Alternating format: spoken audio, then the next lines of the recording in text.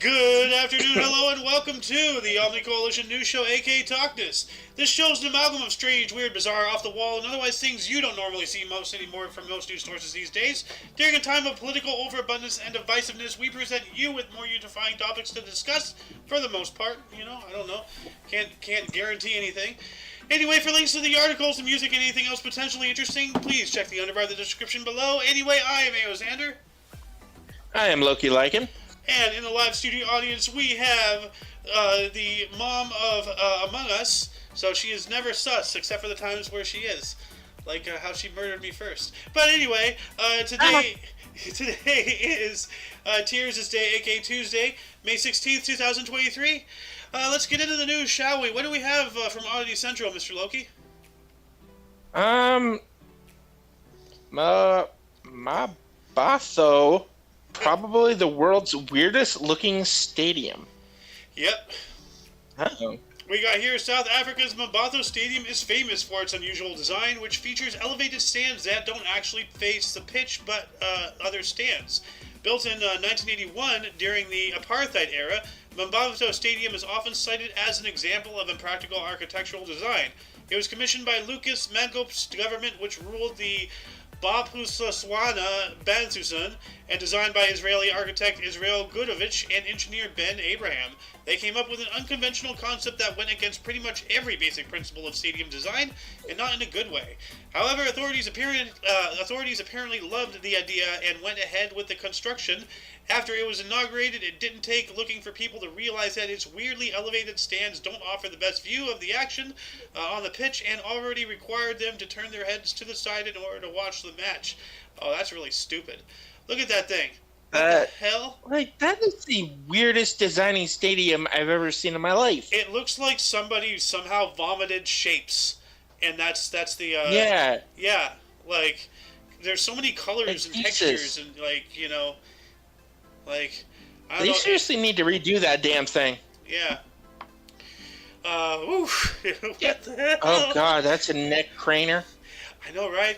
It says, located 300 kilometers from Johannesburg, close to South Africa's border with Botswana, Mbatho Stadium is the African nation's fifth largest stadium, but it rarely sees any use these days because of its impractical design. It was the home of the Mbatho Kicks of the now-defunct Bophuthatswana Professional Soccer League, but once the Botswanan era ended, teams and events migrated to other venues. Now, while looking for, trying to figure out thumbnails, which, you probably, like anybody watching this video, like in any time, be it now or in the future, the thumbnail is, it's at this stadium, and it was talking about Nelson Mandela. So, yeah, right here. Let me bring it up right there. Boop. Mandela for president. So Mandela was at that stadium, which it's in South Africa, cool. But that's cool, dude. Like, this stadium has some historical, withstanding. So maybe it might be declared a national landmark, because it's so bizarre, Good lord. So, I don't know. Way to go, Mandela. Yeah. Anyway, let's move on up here. What else do we got? IT worker on sick leave for 15 years sues company for not giving them a pay raise. I'm sorry, what? How could you be on a 15-year... How is he still employed? Sick leave. You've been sick for 15 years? That's not right. How do you still have a job? How is he alive if he was really that sick for that long? Yeah, right? Anyway, let's get into I call this. shenanigans. Definitely. I wonder if he was paid, and I think he was, because I see some numbers here. So let's get into this. Uh-oh. An IT specialist who has been an IT specialist who has been on sick leave with no obligation to work since 2008 recently tried to sue their employer for not giving them a pay raise. So they are getting paid, it sounds like. Ian Clifford, a medically retired IT specialist who has been paid £54,000 or $67,500 yearly salary as part of his disability plan with his employer, tech giant IBM. Whoa. Oh, God. This is not going to end well for him. Recently tried to sue the U.S. company for disability discrimination, claiming that his salary was not generous enough to keep up with inflation. Are you kidding me? Bro, You know, like if you honestly are crap. disabled and stuff, like, you know, that sucks. But like this is not going to end well for him. Mr. Clifford has not done any work for the company in the last 15 years, but will continue to receive his yearly salary until retirement or death, as per IBM's disability plan. Despite this, the IT worker feels that he has been treated unfairly by his employer and is attempting to take the company to court for a pay raise. Wow. I'm sorry, you don't deserve a pay raise if you're not getting any work. Bro, like... If you're not doing any of the work, there is no pay raise. Dude, like... That's not how this works. Like, you do the work, you get a pay raise. That's how it works. Yeah, like... You have to contribute something to the company, not be a lazy idiot for 15 years. Sick or not. I couldn't say it better myself, dude. Damn. Like, dude, I don't need to fly off the handle anymore. I just need you on the show, and then you can overreact for me. Awesome. I love it. I'm just the angry Canadian. The angry Canadian? We have the Golden Loon and we have the angry Canuck. Like, awesome. Woo! Yeah. Anyway, let's move on up here. Like, yeah, this guy, this so-and-so. By the way, anybody interested, like, please look at the underbar of the description. The links to all of these articles, the ones we've read and the ones coming up, are all down there, as well as everything, Omni Coalition and other cool things and whatnot. Anyway, this one, what the hell, dude? Like... Teenage bully accused of forcefully tattooing his schoolmate? Yo. Schoolmates. Oh, yeah. So plural. Oh, God. Yeah, multiple. Not just one. Holy crap. A 16-year-old teenager from South Korea has been accused of forcibly practicing his tattooing skills on two younger schoolmates that he had allegedly been bullying for years. A disturbing school bullying case has been making news headlines in South Korea and sparking outrage among parents. The Incheon Nonhifun Police Department has confirmed that it is currently investigating a bullying case in which the assailant is accused of forcibly tattooing at least two younger teenagers, both as a way of branding them and in practicing his tattooing skills. The parents of the first victim filed a complaint in March after accidentally discovering a large and amateurishly inked tattoo on their son's leg. After confronting the boy, they learned that he had been forcibly tattooed by a schoolmate who had been terrorizing him for the last 2 years. Yikes. That's pretty heinous tattoo. Yeah, I mean, it's better than anything I can do, honestly. Like, yeah, that's true. I'm not praising it. I am not praising it, but... No, I'm not praising his actions, but... Don't hate the art, hate the artist. Wow, they got his shoulder and that has to be that's his back. Unless he's nipple. That's his collarbone. That's his front. Okay, yeah, they blurred the nipple. I see, right here. Yeah, they blurred him out. Yeah. So, yeah, because you can see just above some of the lines up there, there's further up, that's his collarbone right there. Yeah, so that's the front. And wow, like, once again, I'm not praising it, but that is actually a pretty good drawing. But should not be drawing it on people, like... I said it once, I'll say it again. Praise the art, not the artist. Yeah, okay, we'll do that. Because he did something terribly wrong, but I'm not condoning what he's done. The art does not look terrible. Something tells me just that it shouldn't be done on a person, as you said. Yeah. Anyway... let's move on up here. What else do we got? We got women befriends boyfriend's mistress, accepts her as co-girlfriend? Cuckery is no longer a men-only sport. Equality! Yes! Yes! Yeah. What are we going to call the woman version of a cuck? There's got to be a good name for it. What? I don't know. Like, we'll think. We'll get back on that. Let's go on with the article here. A young Venezuelan woman recently went viral on social media after announcing that she had befriended her cheating boyfriend's lover and accepted to share him with her. What? What the hell? Well, that's just unusual. Like, ooh. Sophia. Sorry? Honestly, I could never share my wife with someone like that. I would just have to throw fists. Like, I'm just that jealous of a person. I just can't do it. Even if it's another female? No, Yeah. I will not share. Good man. I'm sorry. I'm just that. I don't want to say possessive of my wife. It's just I love my wife. I love our relationship. I do not want to share that with someone else. That's awesome.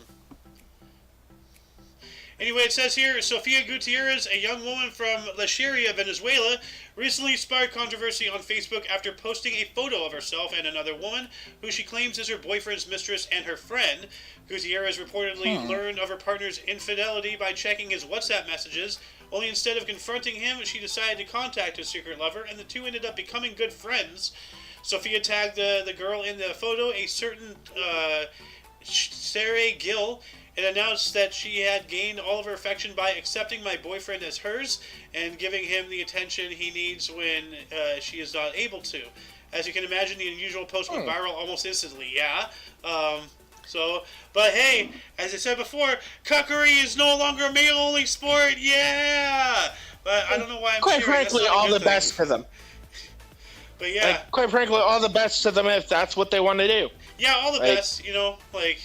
I agree. All I say, do not hate. Do not hate. If this is like how they want to express their love, don't hate on people that do it. No, I'm not hating them. I'm just happy that it's No. I'm not saying you are hating. Now. I'm just saying. I'm not saying you're hating. I'm just generalizing. Because people, they hate on people for all sorts of things. It's just the internet's horrible. It's ridiculous. Well, the internet is just a medium for people to truly be who they really are, especially with internet anonymity. Like the whole theory about people weren't this dumb in the past. Yeah, they were.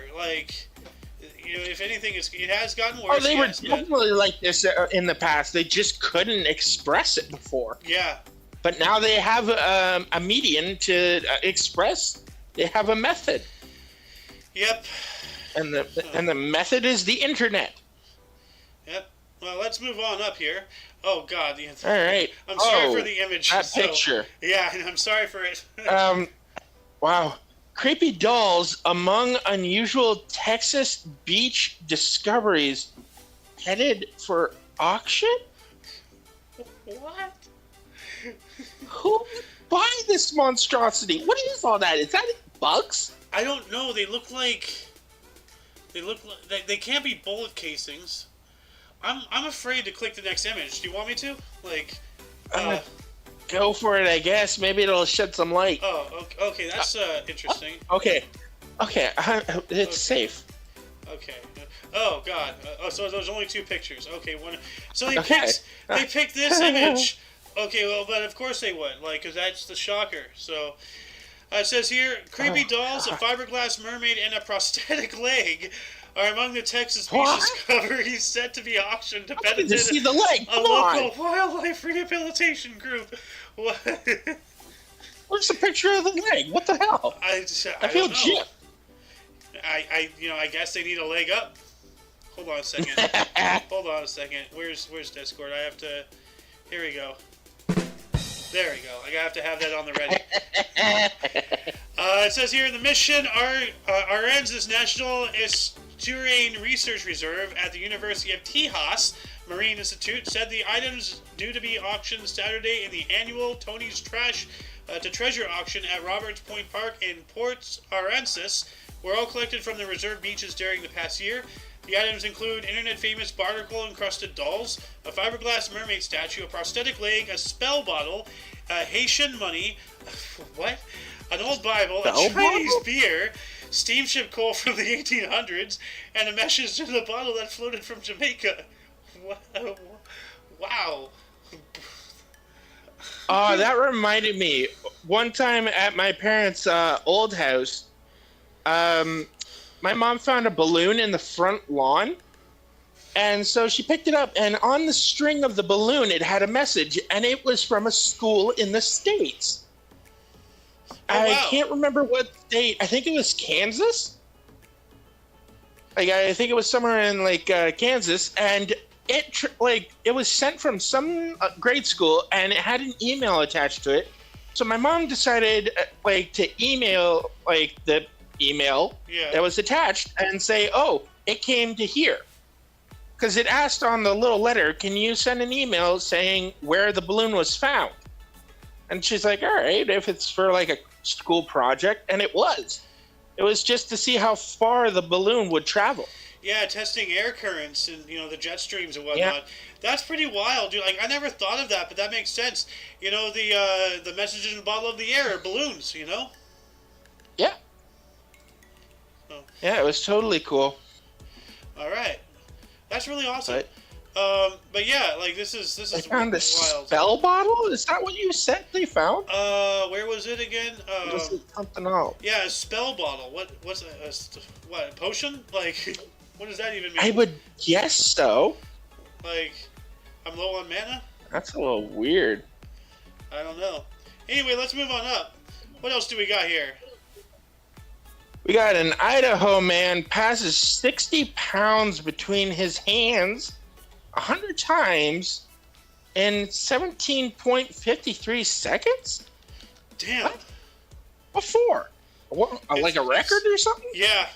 Well, an Idaho man who recently took on 2 weight-based strength records put his endurance to the test by attempting to transfer 60 pounds of weight from hand to hand. Ah.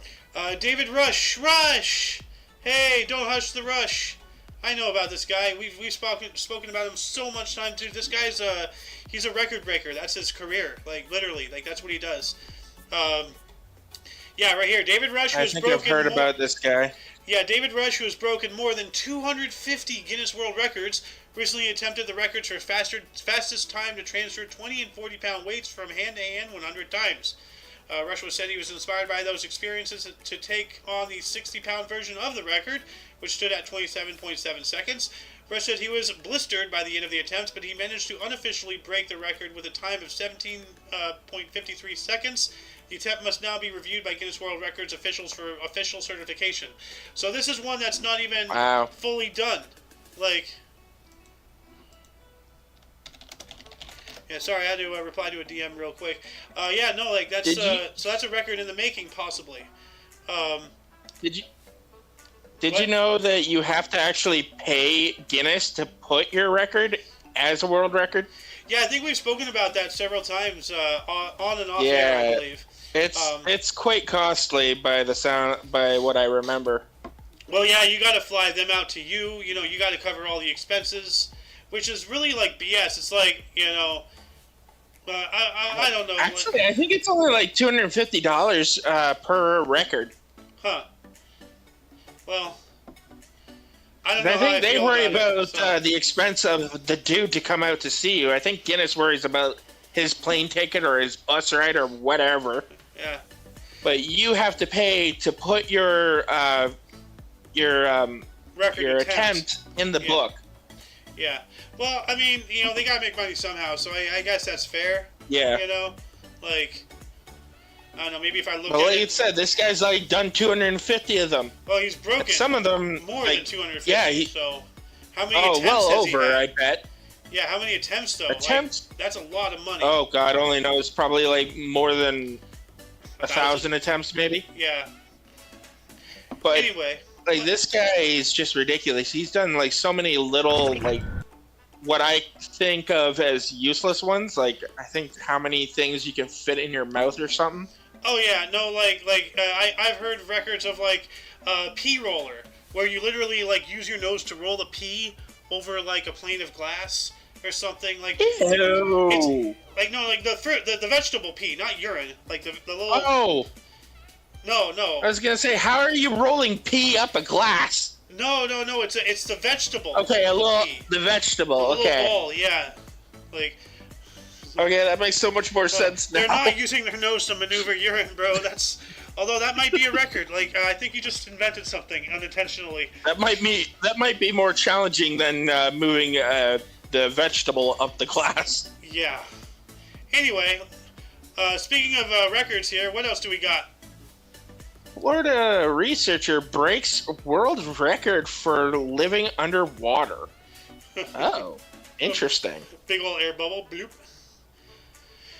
Is he here, sorry, what? I'm just wondering how he's living underwater. Like, well, he has an oxygen tank there, but let's find out. It Says here, Joseph DeTiri, a University of South Florida associate professor, broke a world record for the longest time living underwater Saturday when he marked his 74th day at Julie's Undersea Lodge in Key Largo. Now, I don't think he's, like, physically, like, underwater, like, Yeah, in the that's water. what I was wondering. Because, like, we do have a couple other, yeah, here it is. See, he's in a bubble. We have a couple other articles here talking about the same thing. So he's living in a thing, but still he's underwater. So 74th day at Jules Undersea Lodge in Key Largo.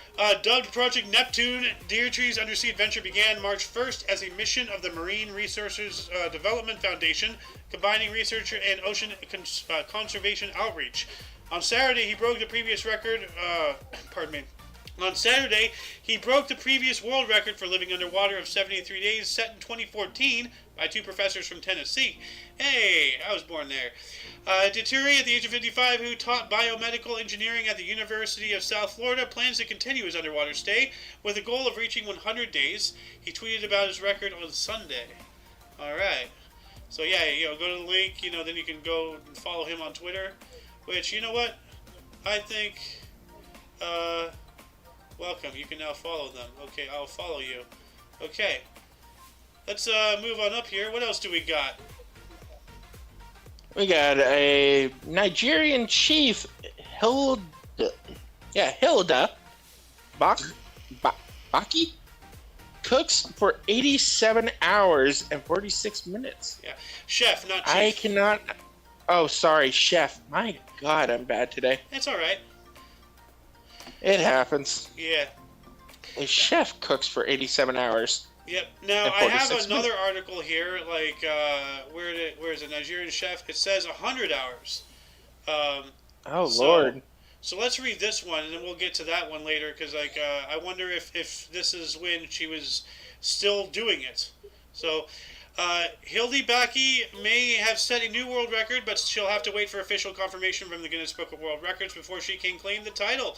The 27-year-old Nigerian chef cooked for 87 hours and 46 minutes, just eclipsing the mark set by Indian chef Lato Tondo in 2019. Baki, born Hilda Bessie Effiong, was cheered by observers online, invited guests, politicians, and celebrities, but was fading by the time she hit the mark. By then, she had assistants applying cold compresses and massaging her feet. A medical professional was also on site checking her vital signs. Baki started cooking at 4 p.m. on May 11th, ending her quest at 7:46 in the morning, Monday morning, but not before cooking 110 meals. Wow. So. Good Lord, why? Yeah. I understand doing the endurance, but still. Now, wait a minute. At around 1945 GMT on Monday, Baki cooked for the 100th hour in the Lekki area of Lagos, Nigeria's commercial hub, to become a national sensation in the West African nation. Thousands who gathered at the scene jubilated and sang her praises as she stopped cooking a few minutes later. Okay, so this is saying this article itself is contradicting itself. Like, did she hit 100, or did she, like, she obviously broke the record, but did she hit 100? Right. Like, I'm confused. That now. is very confusing.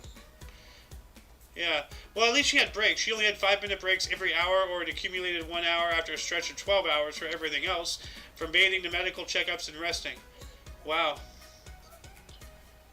You would get hella hot, so like a nice shower would have been great.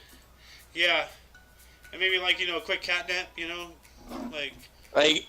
Hell, I was cooking just 2 stoves, and that made me sweat like hell. Oh, yeah. I can't imagine what she was going through.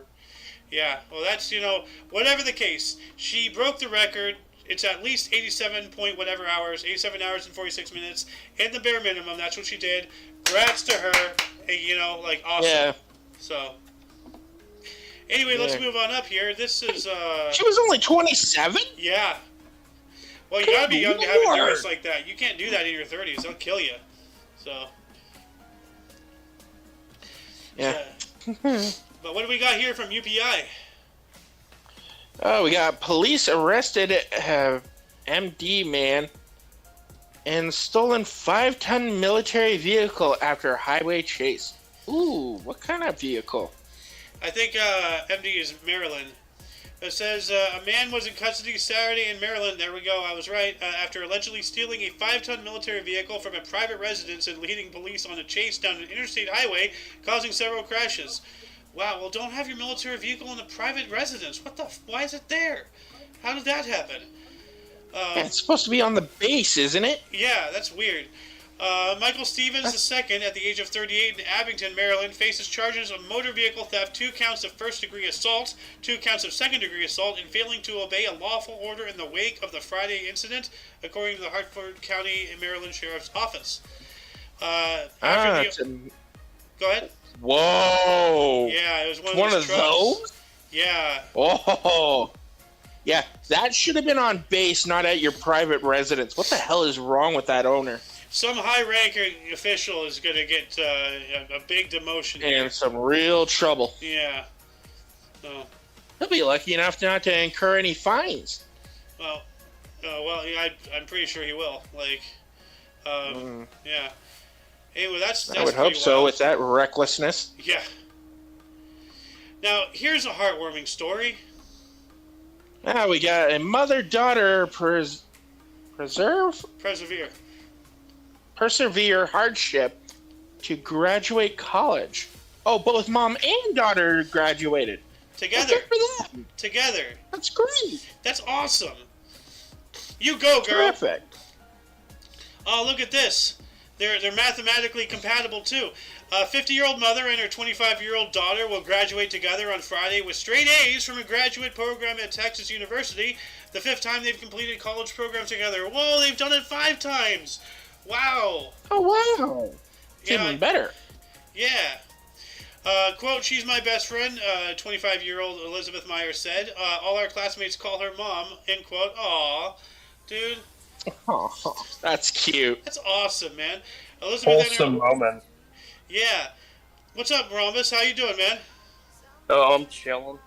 Just got out of the gym. Nice. We spoke about, you probably saw it in Mike list there, the record.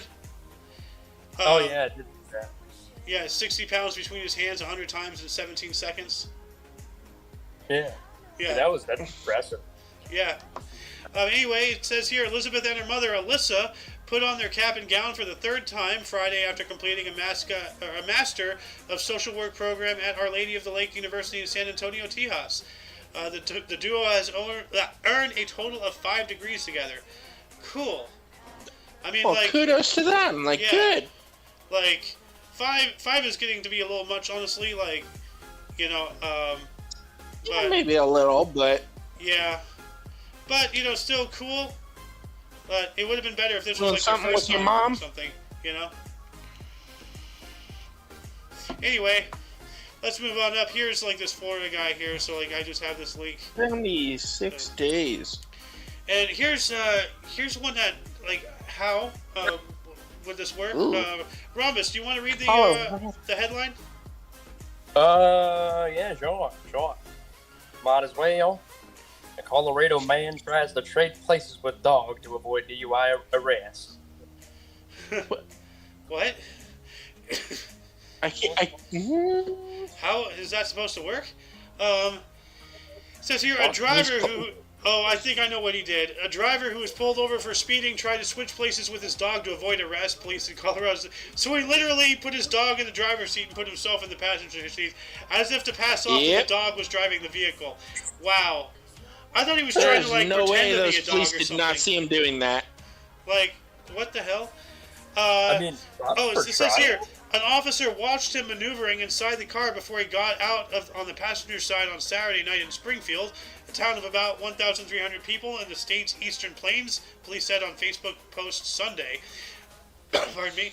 The man said he was not behind the wheel and clearly showed signs of being drunk, police said. He ran from the officer when asked about how much he had to drink and was caught within about 20 yards or 18 meters, police said. After being taken to the hospital to be checked out, the man was arrested on suspicion of charges including driving under the influence of alcohol and or drugs and driving while ability impaired, as well as for previous warrants for his arrest. Oh, yikes. This guy's screwed. Wow. Like... On top of that, it should have been endangerment of an animal. Yeah, that too. Like, bro, did this guy really honestly try to do a Scooby-Doo? Like, seriously? He did.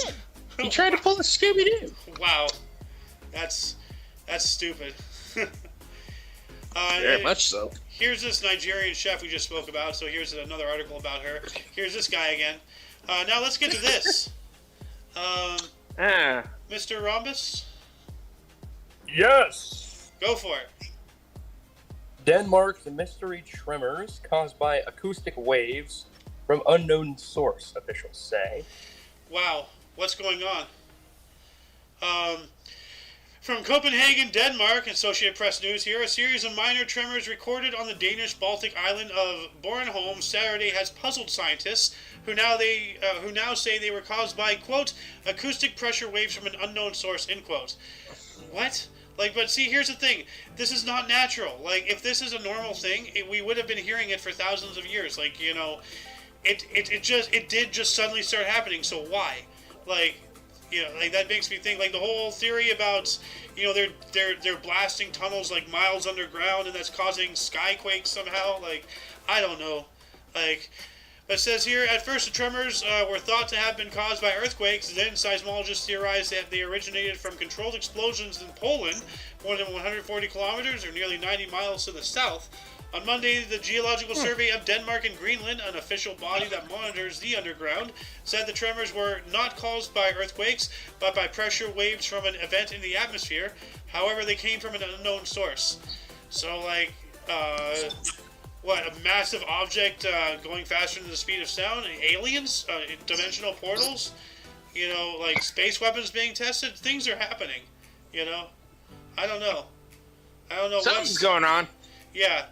It's just really concerning, you know, that there's this crazy stuff happening. Like, but anyway, last but not least, speaking of crazy stuff here, check this out. Who wants to read this? On Earth? Sure. NASA's Curiosity rover captures bizarre Martian book pic. Huh? I'm sorry, what? Yeah, let's see here. An astronomy textbook, or The Young Astronomer, 1831, an astronomy textbook included a curious comparison to the people who live on Mars. This Earth probably appears larger than Mars does to us. While the thought of people on Mars sounds crazy today, 19th century folks saw things differently. Many believed in a plurality of inhabited worlds, meaning the other planets in our solar system teemed with life. What made people think life existed on other planets? Misconstruing telescope sightings of inexplicable forms and unnatural and artificially constructed, or as unnatural and artificially constructed. Although you'd be harder pressed to find people who believe in Martians today, the eye tricks haven't stopped. Check out the recent discovery of a fossilized book on Mars to see what we mean. So we of course have, like, you know, the face of Mars. I don't know what this is supposed to be, a chicken wing or something, I don't know. But we go down here, and this is apparently the Martian book. It looks more like a bookshelf, because it has, like, shelves right here, like it got knocked over. It could look like an open book, honestly. Kind of, sort of. So, because that wedge sticking up could be like a page. Maybe. Looks rather thin for a shelf, to be honest. Yeah, well, I mean, like, you know, years of erosion and, like, decomposition. That's true, too. You know? And it doesn't have any water in it and all that stuff, so it's not like it can get damp and, like, you know, disintegrate. There's really, like, there's no life, so it's not breaking down. You know, there's nothing eating it. Images from NASA's Curiosity rover boast an incredible amount of detail. Some might argue a little too much. After pictures of what looks like a stone book turned up, people got excited, and with good reason. After all, the photo appears to show a fossilized book mid-page turn, as you said. But context is everything. As it turns out, the Martian book measured little more than 1 inch. In other words, if the book represents a proof of life, then Mars is inhabited by tiny critters that would make the dolls at Disney's Small World ride look like behemoths. Alright, so that's actually very small. So it's a little book. So, but still, it's a pretty, especially for something that small, that's a really thin, you know, fragile thing for it not to have been broken by now. So. Yeah, really. Not like much happens on Mars, but still. Well, they have, sandstorms all the time. So, like, the dust particles that's true too, yeah. cause weathering and eroding and whatnot. So, anyway, that shall conclude the show. Once again, you can check the underbar of the description, down below for any links you may be interested in, including but not limited to all things Omni Coalition, which in itself includes, Rombuster's, YouTube and his Instagram, as well as TOCNS and, anybody else who we are affiliated with. Anyway, for your dose of the different, odd, otherwise unusual news, we stream every Tuesday and Friday at 3 p.m. Pacific Time, which is 4 p.m. Mountain. Yeah, Mountain. I'm all confused. 5 p.m. Central. And 6 p.m. Eastern Standard Time. Yeah, you both are on Eastern. So the best time zone. No, Pacific Time is the only time. So we got And then the there's waves, man. And then there's Arizona. The rules of time zones don't apply to them. Yeah, they're confused. They need help. No, Anyway, they're just cool. for all of you and all of us, I am Xander. I am Mr. Wick. And I am Loki Leggin. And earlier we had, what's her actual, well, I'm not going to say her actual name, so we had Mother from Among Us. So yeah, and of course you and until you catch us next Friday, or if you're interested in some history, we have a history show every day at 11 in the morning Pacific Time, do the time zones yourself. For all of you and all of us, I'm Xander. Oh, we already did that. Until you catch us, yeah, blah, blah, blah. Whenever. Don't forget to look right and left at every intersection, rate 5 thumbs, and subscribe. I am so out of my zone.